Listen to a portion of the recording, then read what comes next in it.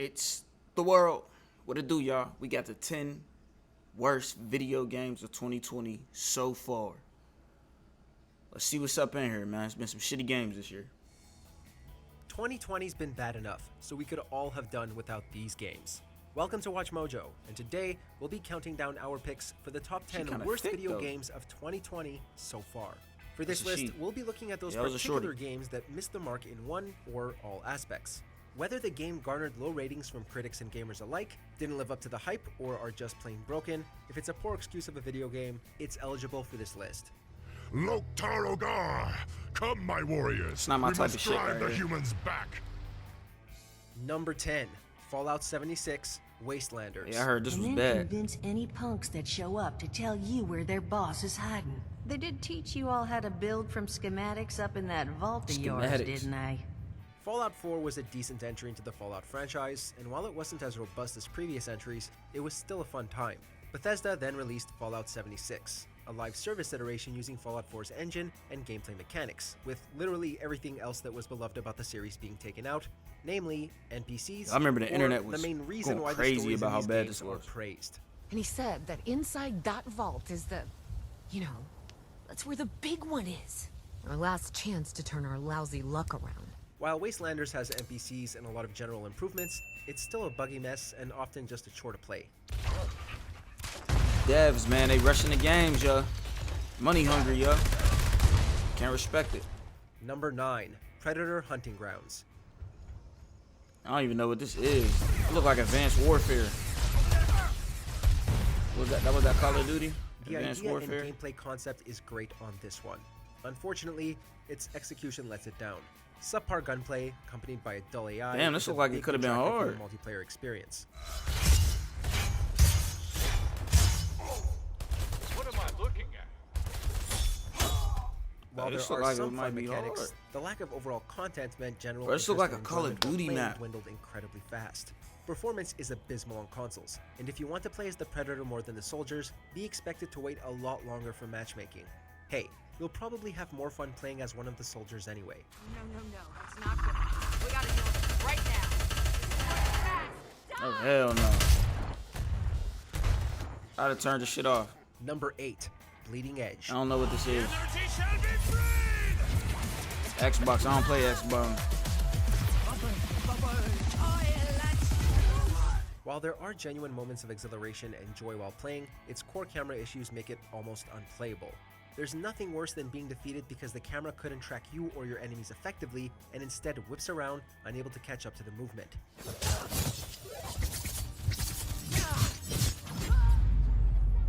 No, shorty With got only 2 split. modes of play, there's not enough content to keep the experience from becoming stale.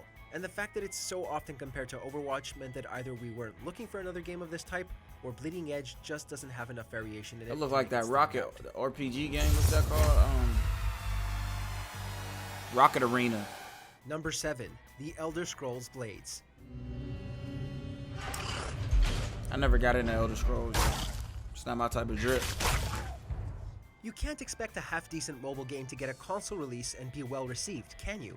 While the game was marketed as a complete Elder Scrolls experience, players were disappointed to find that it was anything but. No world exploration, no freedom, no in-depth character customization. Hey man, people love that character customization, yo. I'm big on that. Essentially, what you're playing is a repetitive dungeon crawler with levels that blend together, interrupted by intrusive microtransactions. While the combat can be fun at times, The games have to stop with the microtransactions, bro. Who started microtransactions, bro? I feel like it was Clash of Clans or whatever that phone game is, bro, on the iPhone. I think that's what it's called. Worst thing that ever happened to gaming, yo. and the idea of rebuilding your town can be intriguing, that's just not enough to keep you engaged.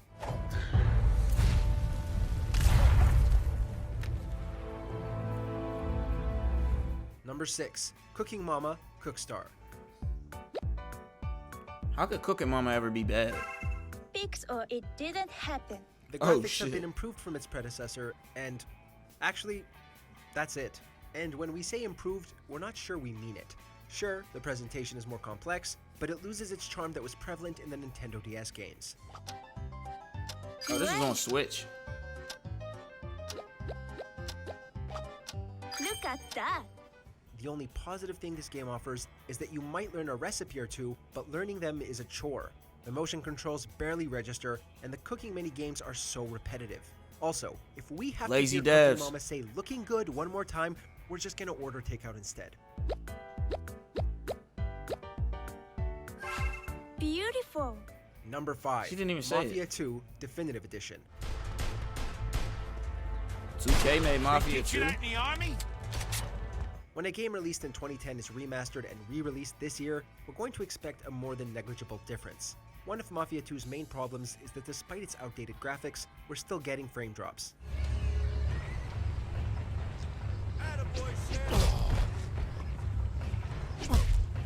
One would hope that when a decade-old game is remastered or released for modern hardware, I mean, that how the can this count? performance It's a is remaster. improved, which is certainly not the case for this title. With glitches, texture and object pop-ins, Oh, frame hell drops, no. and barely updated visuals, you're better off just playing the original release. That's kind of the way this whole thing works, Vito. Yeah. Now, come on. We don't want to keep them waiting. Number 4. Waking. To cut through the forces of death. Which people from your past and present would you summon to guide you through the night? So like this could Can be you a imagine beautiful playing a game. with absolutely zero likability? There's not one part of Waking that's unique, Ew. enjoyable, or visually appealing. That looks butt. Now that I see that gameplay. It's a mishmash of multiple genres, clunky controls, poor animations, outdated graphics, and a horrible bloom effect that hurts your eyes. Ew. While it attempts to come off as a deeply personal experience, the entire game is a slog to get through, meaning you won't even care what it's trying to do. They tried to make it If like you Journey, decide yo. to give it a go and actually beat this game, you If deserve you know, it. you know.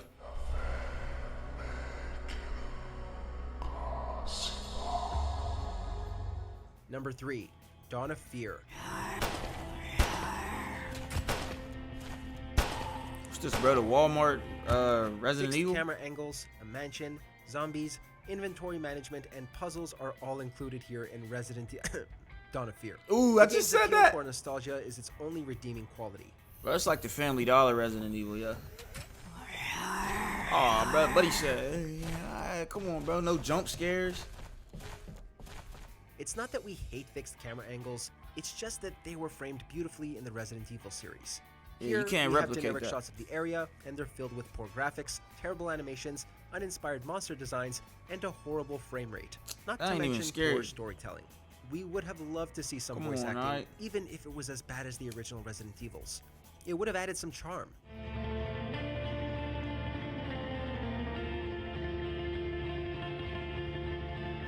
Number 2.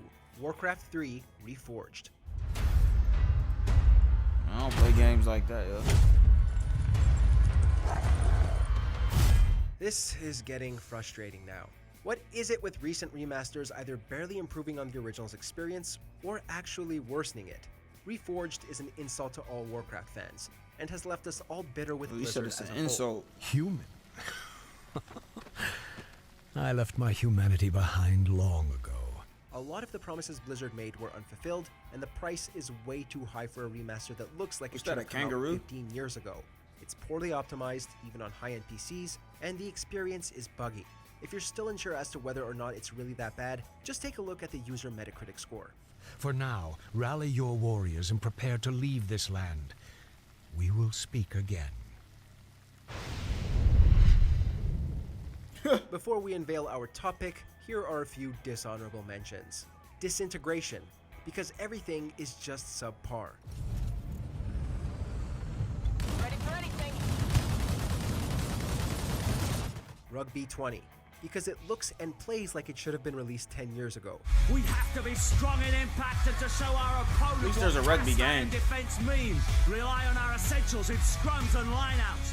Warlander, because of poor visuals and lack of fine-tuning. Them enemies ain't even attacking. Before we continue, be sure to subscribe to our channel and ring the bell to get notified about our latest videos. You have the option to be notified for occasional videos or all of them. If you're on your phone, make sure to go into your settings Yo, let's and get to switch this on number one, yo. notifications. Number 1, Crucible. Oh, I saw this. If you're going to combine a bunch of different styles into one, it has to work. A fatal flaw with Crucible's game design is that you're playing a team-based shooter in which your only way of communicating What's this, the Dollar is by a General ping Apex? system.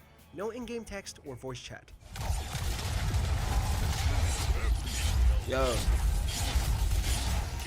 this is like Apex. The gameplay itself is also just excruciatingly dull. The map is way too large for your character's movement speed, which means you're probably going to be walking around for most of your playtime. Who would Its use 3 that, game dude? modes, while varied, offer nothing new to the genre. This entire experience is something we've all seen before.